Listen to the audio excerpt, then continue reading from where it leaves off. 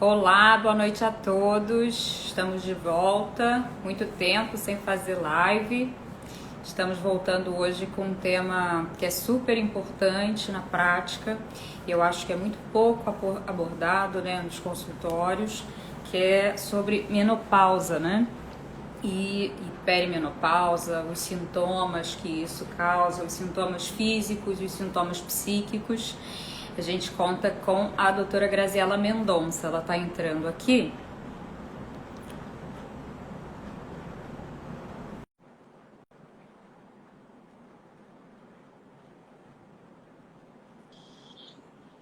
Olá, Oi, Graziela, tudo bem, Alessandra? tá me ouvindo direitinho?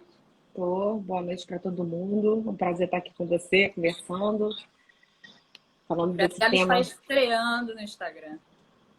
É a primeira live, na verdade, verdade. É a primeira live, eu faço isso com as pessoas. É, a gente- Eu venho mas eu adorei o abordando a convite. Graziela há um tempo. É verdade, mas eu adorei o convite e a gente foi amadurecendo essa ideia, né? Isso. Sobre essa discussão dessa live de hoje, né? Que a gente vai tentar esclarecer um pouquinho esse tema, como você colocou, né, no seu feed, né? Que tem tanto tabu, né? Que cerca esse tema, né? E apesar de muitos estudos, né? A gente continua na mesma, a gente não sai do lugar. Né? Os Uhum. pacientes continuam com muito medo de fazer a terapia hormonal. Os próprios profissionais de saúde têm muita resistência, têm muito medo. E assim, eu até quero contar um pouquinho da cronologia de como isso aconteceu ao longo da vida. Posso contar? Vou tentar Pode. Eu só vou te resumir. apresentar para as Tá bom. pessoas, para elas saberem quem você é. Então, a Graziela, ela é endocrinologista, tá? Só para vocês entenderem. Tem médico, né, escutando a gente, tem paciente. Então, essa questão da terapia hormonal, às vezes, fica na mão do ginecologista e eu gosto muito quando o endocrinologista está envolvido, né? Que é o especialista que estuda os hormônios do corpo.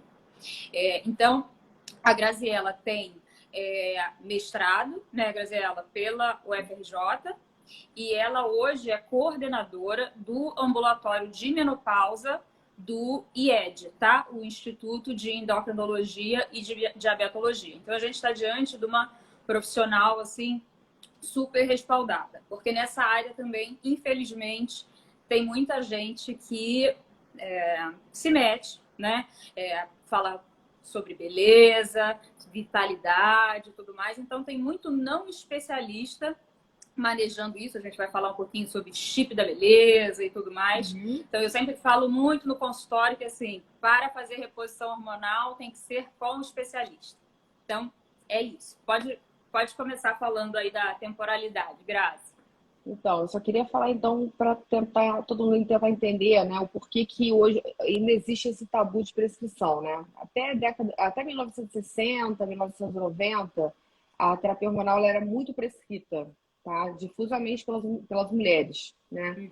E era considerado assim uma manutenção da feminilidade da mulher, né? Que a mulher entrava na menopausa e o hormônio mantinha ela por mais tempo feminina.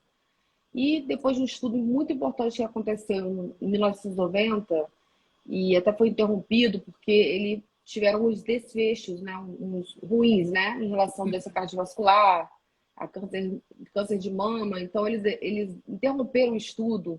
Isso gerou um impacto muito grande, né, como se fosse a terapia hormonal mais arriscada do que benéfica. Então, isso gerou um pânico. E daí em diante houve uma redução das prescrições.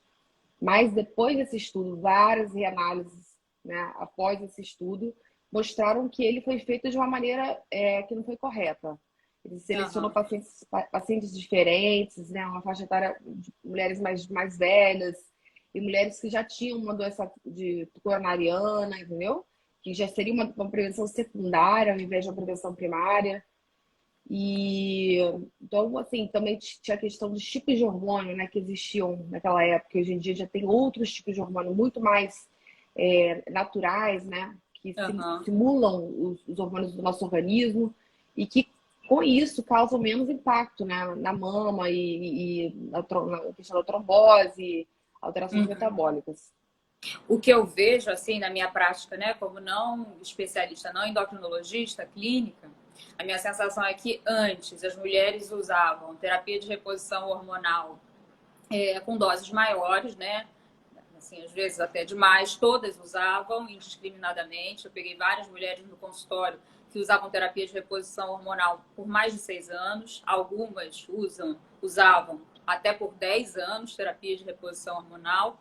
E aí depois a gente passou por uma parte que, muito encabeçada aí por esses estudos e pelos oncologistas, que terapia de reposição hormonal de jeito nenhum, nenhuma mulher pode usar. E eu lembro de eu falar isso também, né? Não, terapia de reposição hormonal não, a gente dá outro jeito, tem outras coisas para fazer, vamos fazer exercício físico, olha o antidepressivo, mas terapia de reposição hormonal não. E cada vez mais, graças a Deus, a gente foi estudando, isso foi mudando na minha cabeça, mas eu vejo que para a grande maioria dos médicos, como a gente sempre, quando se encontra, fala, é um tabu e tem muitas mulheres sofrendo, poderiam ter uma vida de muito mais qualidade, não tem porque não tem esse tratamento oferecido.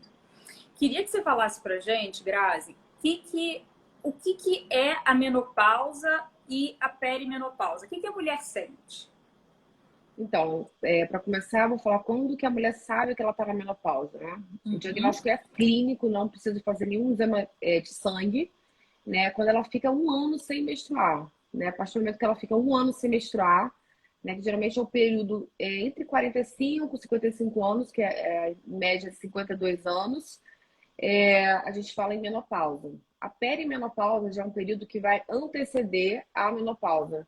Né? Nesse período, a mulher já começa a ter alterações do ciclo menstrual, né? Ciclos irregulares, e muitas vezes já começam os sintomas, né? De calorão e alterações emocionais, né? Irritabilidade, alteração de humor, insônia.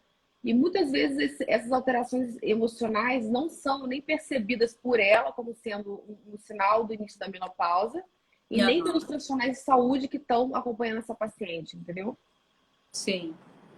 Eu acho que a gente tem que colocar muito na cabeça dos profissionais de saúde que mulher, né, por volta dos 40 anos, que começa com depressão e insônia, você tem que pensar que a menopausa está batendo da porta e que talvez a terapia de reposição hormonal resolva a vida daquela pessoa, né? E aí você tem que indicar para o especialista. Então, eu já começo a abordar no consultório sempre mulheres a partir dos 40 anos, né? Converso, né? Eu pergunto sobre o ciclo menstrual e já vou preparando ela para essa ideia da terapia hormonal, né? Vou explicando o que seria a perimenopausa, que é a irregularidade menstrual, quando tiver qualquer sinal de perimenopausa, né? Para a gente já pensar em iniciar. Porque essa questão de iniciar precocemente, a gente viu pelos estudos que faz muita diferença. Quanto mais precoce você começar, mais benefícios você vai ter. Né? Não só benefícios em relação aos sintomas de calorão, mas também de prevenção das doenças crônicas que estão relacionadas à menopausa. Explica para as pessoas o que é esse calorão, o que a mulher refere. Como é que é o calorão, que horas que ele acontece, como é que ela sente e se a terapia de reposição hormonal melhora isso, Grazi. Então, é muito importante você identificar o que as características de um fogacho, né, que a gente chama cientificamente, mas é calorão para o paciente, né, ou onda de calor. Geralmente você sente um calor súbito, né, do nada, você tá no ambiente com temperatura normal, você sente um calor súbito, que geralmente vai do tronco para a face, né, um mal-estar. E às vezes a paciente sente um rubor facial, taquicardia, e depois vem uma sudorese fria. E geralmente isso dura em torno de 3, 4 minutos. Então é uma coisa súbita e passageira. Então é bem marcante. Incomoda muito, né? Gera muita irritabilidade. O calorão, ele é um sintoma, é o mais prevalente. 80% das mulheres apresentam o fogacho, ele é o sintoma mais frequente, entendeu? E é o que mais incomoda, é o mais perceptível. Não significa que não tem os outros. Tem muitos outros, mas o fogacho é o mais perceptível. Eu acho que vale a pena você falar também da síndrome geniturinária, porque é um outro tabu, né? As mulheres falam muito mais sobre a sexualidade do que os homens. Mas às vezes elas não percebem que estão com distúrbio ou acham que eu realmente não gosto de sexo, ou a minha relação já tem um tempo aí de casamento, já tenho mais de 10 anos de casamento e perdi a vontade, amo meu marido, mas eu já não tenho muita vontade de fazer sexo com ele, ou não quero, fujo um pouco do sexo porque dói na hora da penetração, eu acho que eu não tenho.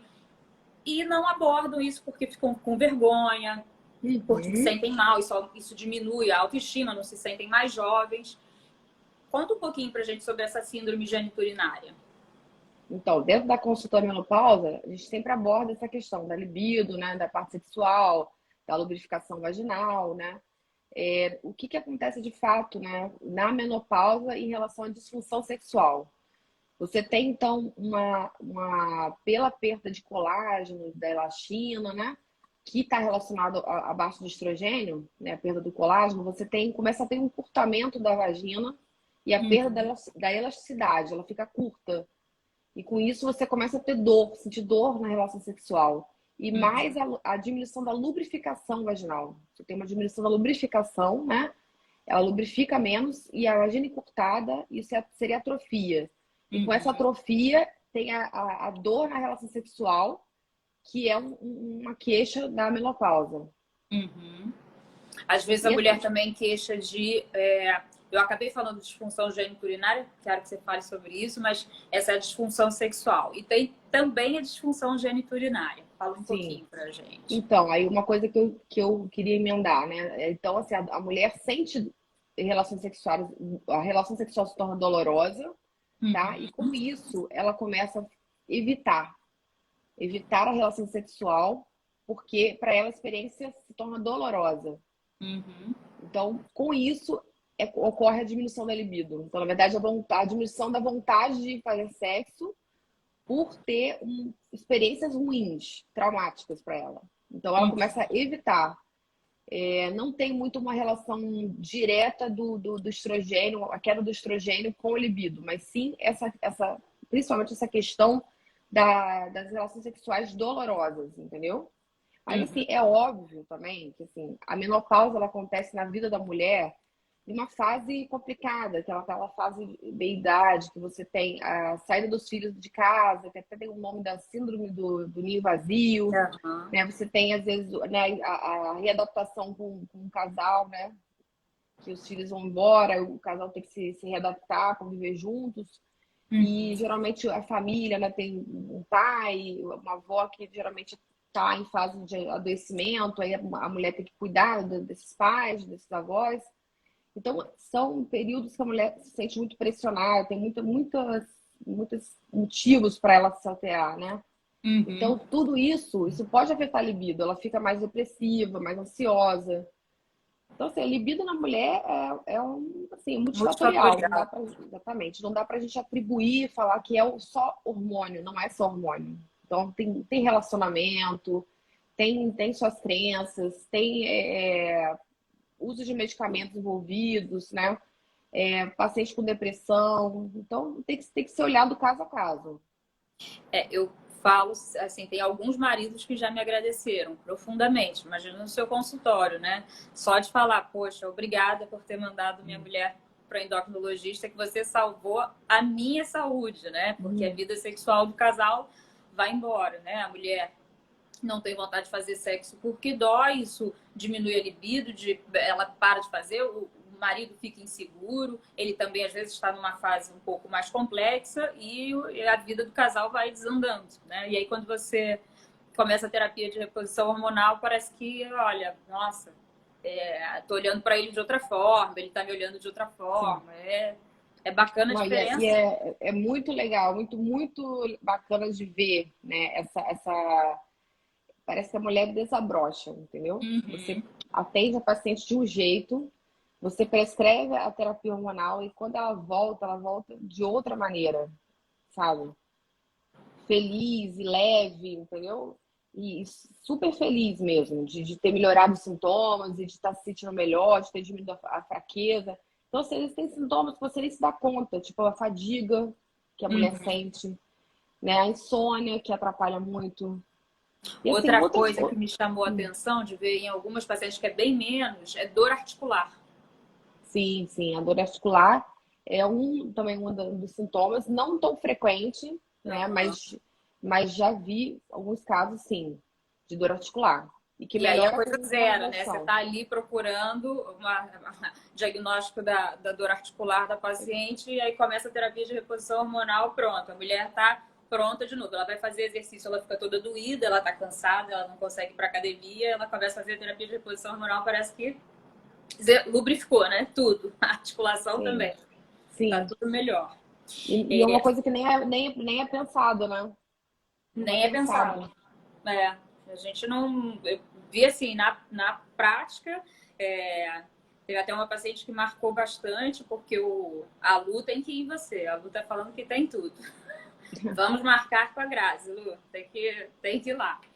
É, eu queria te perguntar o seguinte, que assim, mandaram várias perguntinhas lá naquela caixinha de menopausa. Uhum, O grande medo das mulheres é a história do câncer, né? Então, uhum. explica pra gente, assim, quais são, então, as contraindicações, quem é que de fato tem risco de ter câncer com a terapia de reposição hormonal? Então, realmente o câncer de mama é o que mais assusta, né? Não é o principal efeito adverso, né? Não é a principal consequência ruim, que no caso é a trombose, mas o câncer de mama é mais temido, né? Uhum, Então, com relação ao câncer de mama, como a gente vai conduzir isso, né? Normalmente a gente pergunta, faz avaliação clínica, né? Pergunta para a paciente sobre a história familiar e pessoal, se ela tem algum nódulo mamário, se já teve alguém com câncer de mama, e geralmente tem que ser parente de primeiro grau, né? Seriam uhum, mãe, irmã ou filha que tiveram uma idade precoce, abaixo dos 50 anos. Isso a gente considera como história familiar positiva. Então, nesses casos, né, são casos delicados. Não uhum, significa que está contraindicada a terapia hormonal, mas que vale a pena, de repente, se ela tiver muito sintomática, né, e quiser realmente fazer, é fazer a pesquisa genética e ver se detecta alguma mutação que possa desenvolver um câncer, né? uhum, Mas, assim, além disso, a mamografia, né, que a gente faz, o exame anual, né? Todo ano ali a gente está junto, o paciente, fazendo os exames, os screenings, né? E uhum. exames de mama, qualquer alteração que aconteça, a gente já encaminha para o mastologista. Então, assim, existe um cuidado muito grande com isso, né? Então, Acho eu que, acho que não tem o que temer. acho que essa é uma coisa importante da gente colocar, Grazi, que eu vejo assim. A pessoa acha que não pode fazer terapia de reposição hormonal porque a bisavó teve câncer de mama, ou a avó teve câncer de mama aos 75 anos. Então, isso não é fator de risco para ela ter câncer de mama, né? Isso que. Não. História familiar é parente de primeiro grau com menos de 50 anos. O que é parente de primeiro grau? Tá? É mãe, irmã e filha. Primeiro Uhum. grau, tá? Além do câncer de mama, quais são as outras contraindicações para terapia de reposição hormonal? Mama, né? O pessoal ou familiar, Acho né? que Que a gente tem com. agora deu uma falhadinha aqui. Vou repetir a pergunta para você, tá? Tá, Tá me ouvindo? Além tô. da história do câncer de mama, né, em parentes de primeiro grau com menos de 50 anos, que outras contraindicações existem para a terapia de reposição hormonal? Então, as principais, né? Seria então a história pessoal de câncer de mama e familiar de primeiro grau, que é no caso que a gente conversou, né? Que você vai ser analisado, né, caso a caso, né? Faz uma Uhum, avaliação genética. Uma história também de trombose em parentes também próximos, né? De primeiro grau, com uma idade também precoce, em torno de 45 anos para baixo. uhum, Você vai olhar com mais cuidado também, né? Pacientes com trombofilia, né? Você não vai uhum, fazer. Câncer, né? Qualquer tipo de câncer, além de mama, que depende de estrogênio, né? Como o câncer de endométrio, o câncer de ovário também não é uma contraindicação. E, assim, mulheres que já tiveram um evento cardiovascular. Então, por exemplo, uma angina, infartou, né? Já teve um derrame, um ataque isquêmico transitório. Qualquer sinal de que a mulher tenha já uma doença aterosclerótica, né? Que a gente chama aquela placas, né? uhum. Pelos vasos, né? A Aham. gente normalmente a gente contraindica nesses casos. Tá. E se a mulher chega para você, ela é hipertensa está acima do peso e fuma. Você prescreve terapia de reposição hormonal? Então, geralmente quando tem esses vários fatores de risco, a gente tem que olhar com mais cuidado, né? Existe uma calculadora de risco que a gente usa, que é uma calculadora ele calcula mais ou menos o risco cardiovascular em 10 anos de cada pessoa. Né? A gente coloca lá a idade, a faixa etária, a raça, os níveis de colesterol, os níveis pressóricos, se usa remédio para colesterol, se usa aspirina. E nisso ele vai calcular o paciente Deu uma travadinha de novo. em baixo, moderado, o alto risco. Tá? E o paciente de alto risco contraindicado a terapia hormonal. Paciente de baixo risco está liberado para fazer a terapia hormonal. E paciente intermediário, você vai talvez estratificar ele com outros exames, né? Uma angiotomografia de coronária, um ecodoppler de carótidas.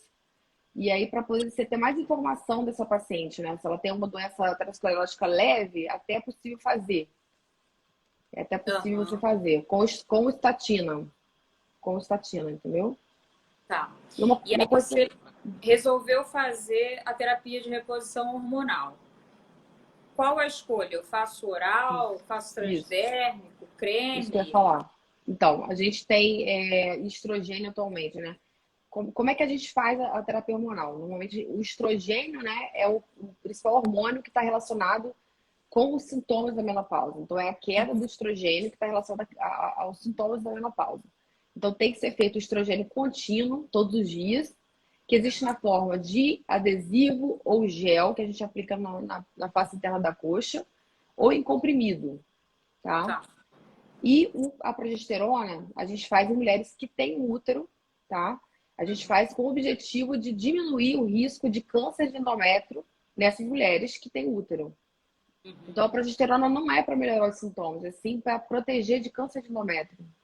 Então, a mulher, por exemplo, que não tem útero, que é esterectomizada, né? Que não tem ovário e não tem útero, esterectomia total, ela não precisa tomar a progesterona, ela só toma só o estrogênio. Só o estrogênio. E a progesterona a gente tem comprimido, a gente tem a opção do óvulo vaginal, né? Que também é uma ótima opção. E também o DIU Mirena, o DIU levonorgestrel, né? Que ele vai liberar ali e vai proteger o endométrio, né? Localmente. Eu acho que é uma opção muito, muito, muito interessante nas mulheres na perimenopausa, que ainda precisam da contracepção. Né? Tem que evitar a gravidez. Então você faz o DIU. Essa é uma questão que eu queria colocar com você aí, né? Porque tem mulheres que começam a ter todos esses sintomas, mas elas ainda não estão um ano lá sem menstruar. Elas menstruam em janeiro, aí agora em abril veio de novo, já tem todos os sintomas da menopausa, mas ela tem tudo que não poderia acontecer na minha vida agora é engravidar. E aí? A gente começa a terapia, não começa a terapia, a mulher tem que ficar um ano sem menstruar para a gente poder começar a terapia. Então, como eu falei, a perimenopausa, né, que antecede a menopausa, já mostrando uma irregularidade menstrual, você já pode estar autorizado a tratar essa paciente com estrogênio e progesterona. O único cuidado que você tem que ter é com relação à gravidez indesejada, né? Porque, assim, mesmo que ela esteja com um ciclo irregular, algum momento ela pode ovular. Né? E acontece. Já vi mulheres com 46 engravidarem, porque achou que realmente pela idade não ia engravidar mais. Entendeu? Sim. E aí não tomou, não fez método contraceptivo e engravidou. Então, assim, é possível engravidar nessa fase. Então, para evitar essa gravidez, então você tem que perguntar para o paciente se você tem ligadura tubária, seu marido tem vasectomia, vamos colocar um DIU, ou então, de repente, até uma pílula com estrogênio natural, é uma opção até 50 anos. Então, a gente vai tentando ajustar, né, a cada situação da paciente e indicando o melhor hormônio para ela. Mas já é possível que você trate bem essa paciente na perimenopausa. Uma situação bem comum, assim, que a gente fica pensando como manejar, é a mulher que usa pílula, ela vem usando pílula, e aí ela começou com sintomas ali sugestivos de menopausa, e aí ela não sabe se ela para ou não o anticoncepcional oral, qual é a indicação? Ela tem ali 40 e poucos, não tem mais de 45, que você dosa hormônio, menopausa é diagnosticada com a dosagem de hormônio, é só a clínica? Conta pra gente. Então, por exemplo, é tudo raciocínio de hormônios, né? Por exemplo, a mulher que usa um DIU, né? O DIU Mirena, nesse período de 40 a 50, ela não Aham, vai menstruar. A maioria das mulheres não menstruam, não tem ciclo, né? Então, você aham, não tem nem esse parâmetro de irregularidade menstrual para saber se ela já está na perimenopausa. Só uhum, que como ela não tem estrogênio no método dela, ela vai ter sintomas de falta de estrogênio se ela já tiver nessa fase. E aí você certo. detecta geralmente pelo calorão. Ela vai Uhum, chegar no consultório falando sobre os calores que estão acontecendo ou sobre as alterações emocionais, que são os mais frequentes, né? Geralmente alteração emocional e o calorão. E uhum, aí, nesses casos, o que resta pra gente é dosar o FSH, dosar o aham, hormônio, né? E ver se realmente, se estiver alto, a gente já está autorizado a fazer estrogênio para ela. A uhum. gente já pode fazer o estrogênio em gel, o estrogênio adesivo, né? Que é a melhor opção. A gente já faria nesse período aí o estrogênio para ela, porque assim, você já está fazendo a proteção endometrial, né, com o DIU, você está Aham, fazendo a contracepção e só falta o estrogênio para melhorar os sintomas. entendi. Então, assim, a gente deixa o DIU, não tira o DIU, porque o DIU vai Deixa o estar DIU, protegendo, deixa o né? DIU. O O DIU endométrio. é uma excelente opção na terapia de reposição hormonal, porque você não tem mais um compromisso de tomar o comprimido da progesterona. Então você Uhum, fica somente com a aplicação do gel uhum. Tá. diário, entendeu? Qual é o benefício, Grazi, da aplicação transdérmica em relação ao oral? Qual é a diferença? Quais são os pacientes que se Então, beneficiam mais do transdérmico? aqueles pacientes que você até falou, né? Hipertenso, diabético, obeso, ex-fumante, porque assim, o tabagista é bem complicado. Acho que a primeira coisa que a gente tem que conversar com essa paciente, que se ela tiver interesse em fazer terapia hormonal, ela tem que parar de fumar. Porque assim, o cigarro aumenta muito o risco cardiovascular, né? Causa aquele estresse oxidativo, né? E grande chance dela ter um problema aí mais para frente. Então a gente tem que estimular a paciente a cessar o tabagismo, parar de fumar. Bebida alcoólica reduzir, porque também tem alteração com os calores, né? Atividade física, mudando o estilo de vida, dieta, né? Uhum. Comer pouco carboidrato, menos gordura para não ganhar peso, que também tem essa questão do aumento da circunferência abdominal, né? Que geralmente incomoda muitos pacientes. Uhum. E aí, nessas pacientes que já são obesas, né, e são tabagistas e hipertensos, você vai dar prioridade para fazer sempre o transdérmico e não o oral para elas, tá? Tá, Por quê? O oral, o estrogênio oral passa pelo fígado. certo. E passando pelo fígado, você tem uma série de alterações ali nas enzimas, né? Você tem um aumento da coagulabilidade, então aumento do risco de trombose. Uhum. Você tem um aumento da angiotensina, aumentando a pressão, tá? E piora do perfil lipídico. Então, o Aumenta o oral vídeo, né? aumenta os triglicerídeos. Então, Uhum. assim, nesses pacientes, né, hipertensos, com triglicerídeo muito alto e com risco, né, e a questão de trombose, né? Tem outro fator Uhum. de, por exemplo, o tabagista tem mais risco de fazer uma trombose, o obeso tem mais chance de fazer uma trombose. Então, esses pacientes, a gente prefere fazer sempre transdérmico, que aí você não passa pelo fígado, né? O estrogênio ele não vai passar pelo fígado, então não vai ter problema. O transdérmico você não aumenta o risco de trombose. Tá. E é muito diferente o custo do transdérmico para o oral? Olha, o preço é muito, muito variável, mas a terapia de primeira linha realmente é o transdérmico, né? Que o transdérmico também é o estrogênio natural da mulher, né? Que a gente Uhum. tem. Então, é o mais seguro, que tem menos efeito adverso. E, assim, ele é um pouco mais caro, sim, que o oral. Mas, apesar que tem drogas orais, né? Combinações de estrogênio com progesterona, que são tão caras quanto. Então Sei. depende muito da marca, depende muito, muito da marca, entendeu? Tem marcas mais caras, tem marcas mais baratas, então é variável. Mas o gel né, fazendo com gel e a progesterona mais a recomendada, gera em torno de 100, um pouquinho mais de R$ 100 por mês. Tá. Que é o E a preço que mulher. dá para pagar, né? Né? Assim, E 100 até te reais. perguntar assim, no IED, né? A gente tem, você Uhum, trabalha no setor público. sim. Essas drogas, elas têm algum incentivo pelo governo? Não? Então, não tem, isso é muito interessante. Não, lá não existe, essas medicações não são fornecidas, tá? E a Aham. gente consegue prescrever muito, muito. A gente É, tem muitos pacientes usando. E eu sinto, assim, uma resistência muito menor pelo SUS do que nos é, consultórios particulares.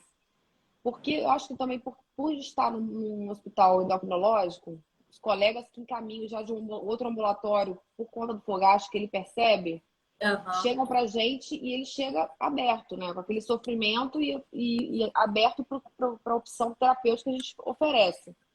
E aham. todos eles pagam, mesmo sendo humildes, entendeu? Porque o sofrimento é muito grande.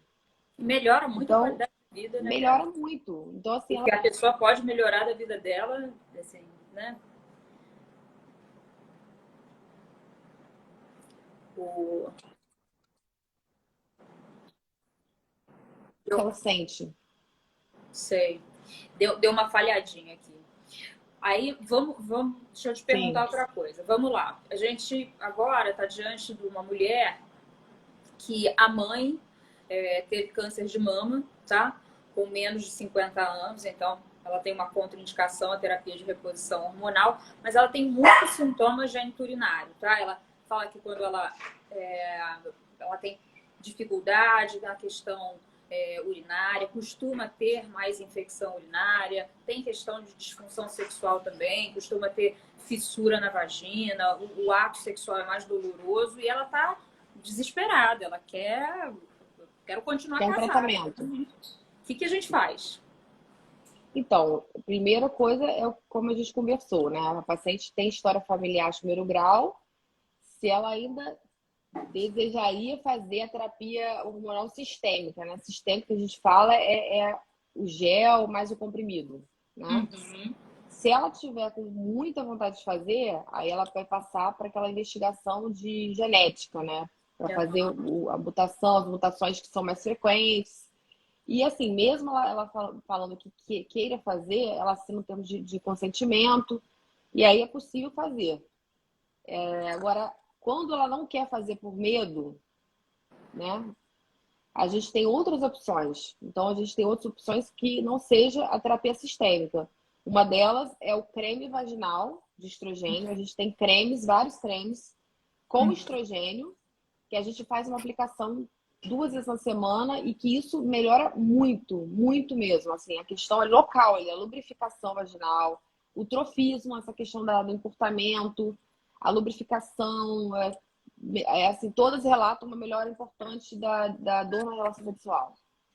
Eu vejo uma grande resistência. Dando tchau aqui para minha filha. Tchau. Eu vejo uma grande resistência, mesmo com o estrogênio intravaginal, você falando que ele não tem absorção sistêmica e tudo mais, e que vai agir local, das mulheres que têm medo de câncer de fazerem o estrogênio local. E aí, aumenta o risco do estrogênio local de Não, câncer de mama? não aumenta. A única contraindicação que existe para o creme de estrogênio vaginal é câncer pessoal.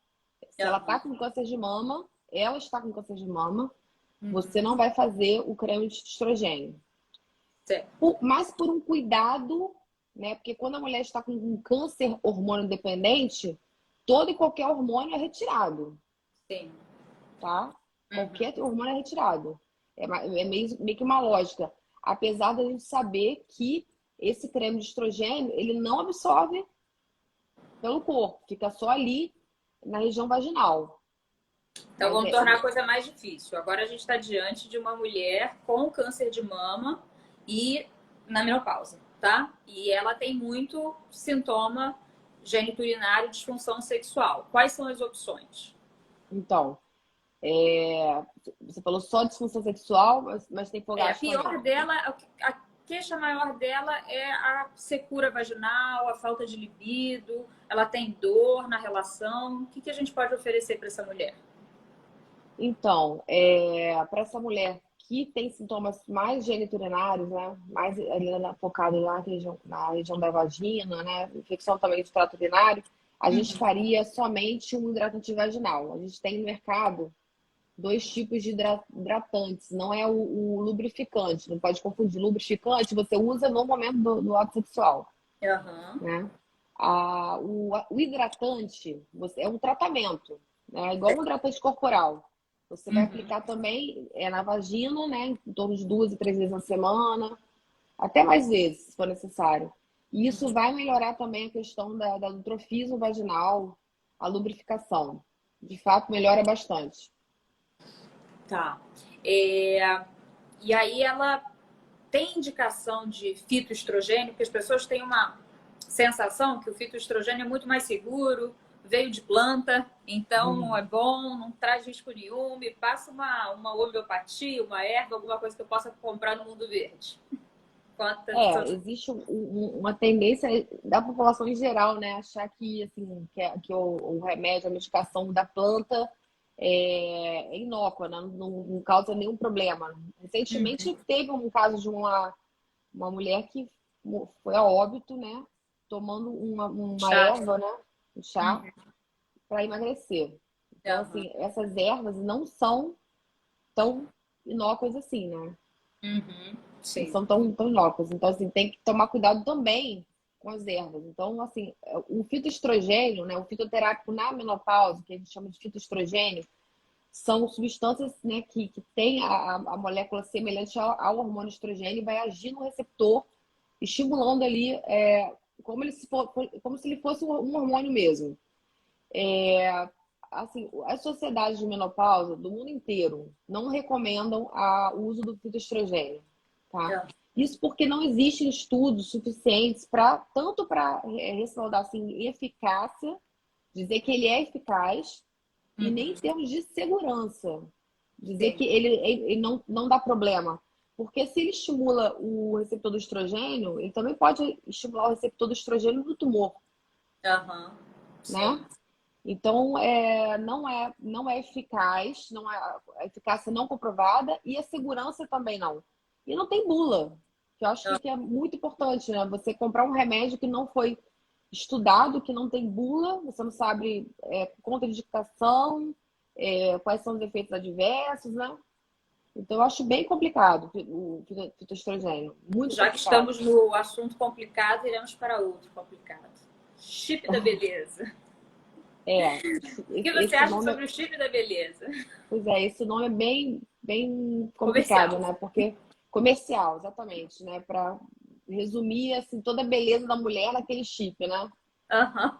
Mas assim, eu acho muito inapropriado esse termo, porque eles usaram esse termo para chamar atenção, né, em relação aos benefícios estéticos, né, dessa medicação. Porque essa medicação, ela foi desenvolvida no Brasil, não tem em nenhum lugar do mundo, tá? Ela foi É. desenvolvida por um médico aqui no Brasil.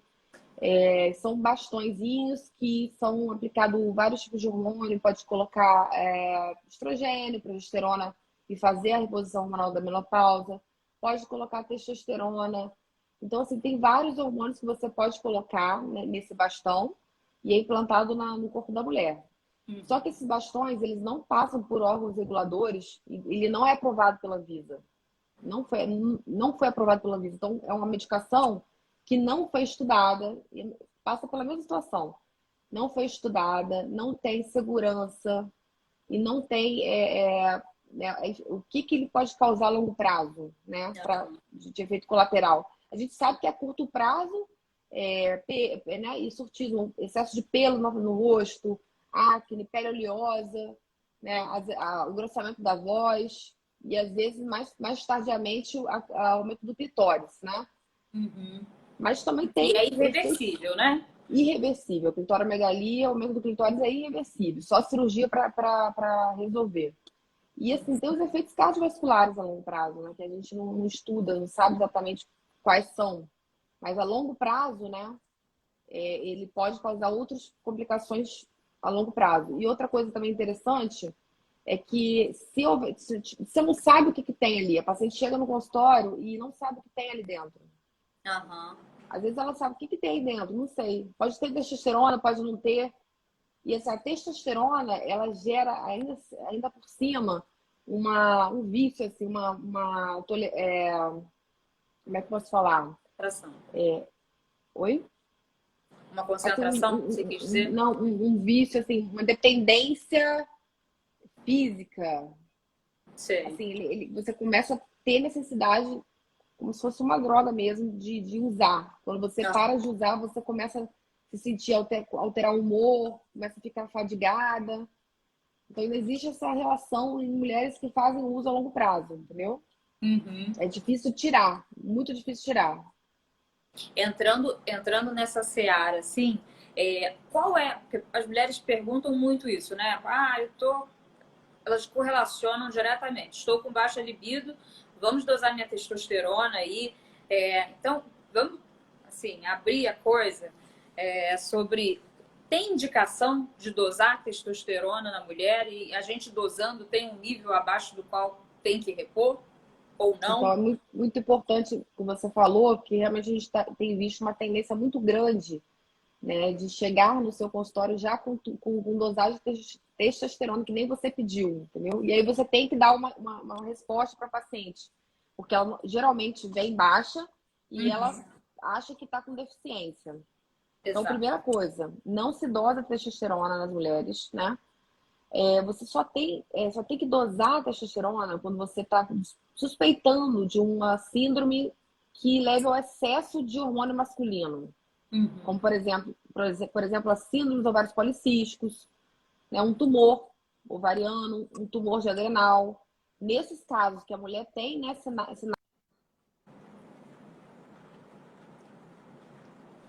e você queira investigar, né, uma síndrome de excesso de androgênios, aí você dosa.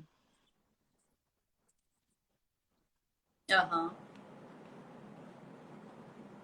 Agora deu uma falhada.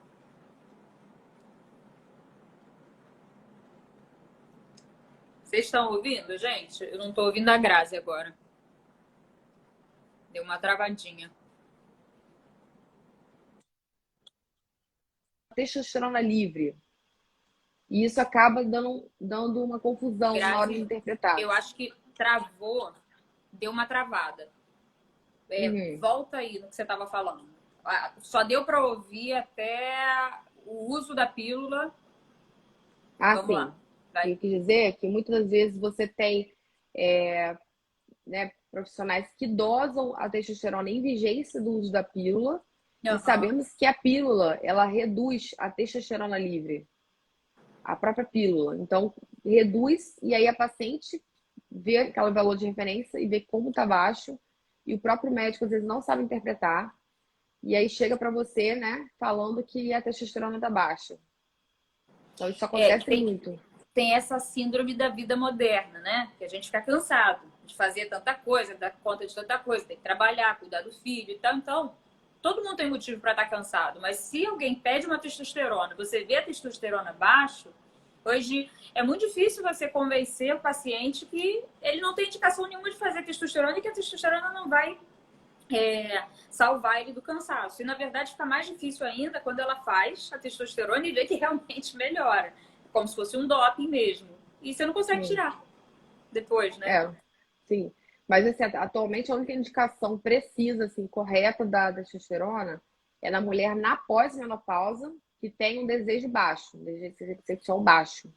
Uhum. Depois que você otimizou, você fez, né, ajustou perfeitamente a terapia hormonal, a dose de estrogênio, ela tá bem estrogenizada e mesmo assim ela tá com queixa sexual, aí você pode pensar na possibilidade de fazer o testosterona para ela.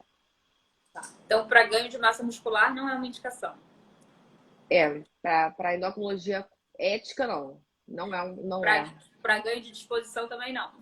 Também não. E não deve ser dosado. E não deve ser dosado. Essa questão, assim, na endocrinologia, né, ética, a gente geralmente só repõe hormônio em quem tem deficiência, Aham, né? Quem tem deficiência, você tem que repor. Quem não tem aham. deficiência, não tem que repor. Para fins Isso que é estéticos, reposição, né? Não é isso é associação. repor. Reposição é repor o que a pessoa não está produzindo. E, Aham. assim, para fins estéticos, não tem indicação de hormônio. Tá. Fala pra gente, assim, efeito colateral da mulher fazer testosterona. Porque às vezes ela acha que ela vê muita coisa boa, mas o cabelo, o que pode acontecer? Você falou um pouquinho da história do clitóris, a Sim. voz, são coisas que podem ser, né, irreversíveis, mas o que mais? Ela ganha massa, mas ela perde a feminilidade, né? Sim, sim. Você começa a ter feições mais masculinas, né? Você tem um momento uma proeminência maior do queixo, né? Você tem uma mudança aí da face, né? Que se torna mais masculina. Você tem também uma atrofia da mama, Uhum. né? Você tem uma diminuição do tecido mamário e você tem a hipertrofia muscular, né? Sim. Então, eu falei dos pelos, né? Na face, no restante do corpo, né? Com A queda características de cabelo. masculinas. A queda de cabelo, né? Que acontece geralmente nessa região aqui do topo da cabeça, né? Uhum. Uhum. O engrossamento de voz, que é uma coisa que hoje em dia a gente tem visto bastante, né? Uhum. Bastante. E a clitoromegalia. Essas são as mais frequentes e importantes. Outra droga que também estava assim, bem na moda e que agora a gente não tem visto tanto é a gestrinona, né? Sim. Que é o chip também de gestrinona, com as mesmas promessas. Assim, eu via muitas mulheres na pele e na menopausa que não tomavam terapia de reposição hormonal adequada para elas, mas estavam fazendo uso de gestrinona. Uhum. E assim, como é Então, que você vê isso na prática? As mulheres chegam, né, com prescrição inadequada. deixa eu esclarecer o que a gente começou a falar sobre o chip hormonal. Dentro desse chip hormonal, geralmente, uma das substâncias mais frequentes é a gestrinona. Aham, Então, quando você fala que o implante é de gestrinona, é o chip hormonal. aham, É esse termo que eles utilizam, o chip hormonal. É a substância mais usado. usada. E essa gestrinona, ela na verdade, é uma progesterona, tá? Só que ela tem uma ação androgênica. Então, ela age no receptor dos androgênios e com isso ela começa a estimular, né? Essas alterações androgênicas que a gente falou, né? De pelos, de acne, queda de cabelo no topo, aumento da massa muscular, engrossamento de voz, de atrofia mamária, daí E é vai. uma droga prescrita para endometriose, né? Então, tudo começou dessa maneira. Existia um comprimido de gestrinona no mercado, né, na farmácia, e que era utilizado para endometriose. E aí a ideia foi desse médico foi fazer essa mesma substância em forma de implante, Aham. né? Usando ainda a indicação de endometriose e melhora da TPM, Aham. porém a pessoa ganha os efeitos estéticos, entendeu? Entendi.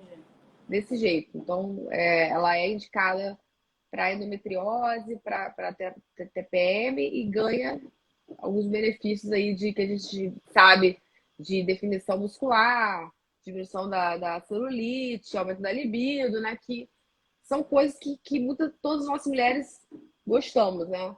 Bruno Mas Farnetano que. falou que tá com saudade. Bruno Bussardi é o marido da Grazi. Uhum. Aí o Bruno Farnetano falou que está com saudade do Bruno Bussardi, mas de nós duas não.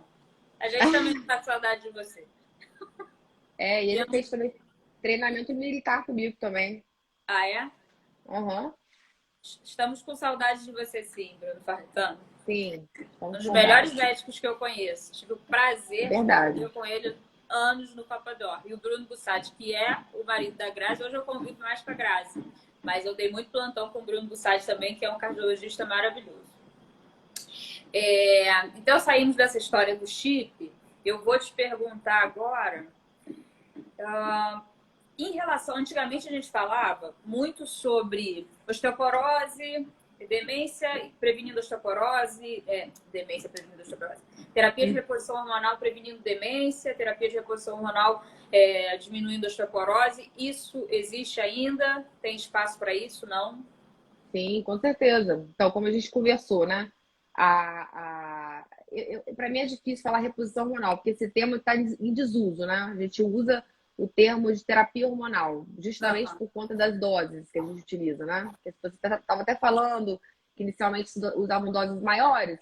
Hoje em dia é a menor dose necessária. Então, agora é terapia hormonal, não é reposição. Mas, assim, de qualquer forma, Antiga. não. Mas é porque isso é muito bem recente. Tá. E aí, assim, o estrogênio, né, tipo, o principal tratamento para quem tem calorão. É o mais eficaz, tá? E seguro. E, assim, além desses benefícios que você tem de melhorar o calorão e os sintomas emocionais, que são mais a curto prazo, você tem benefícios a longo prazo, como eu te falei.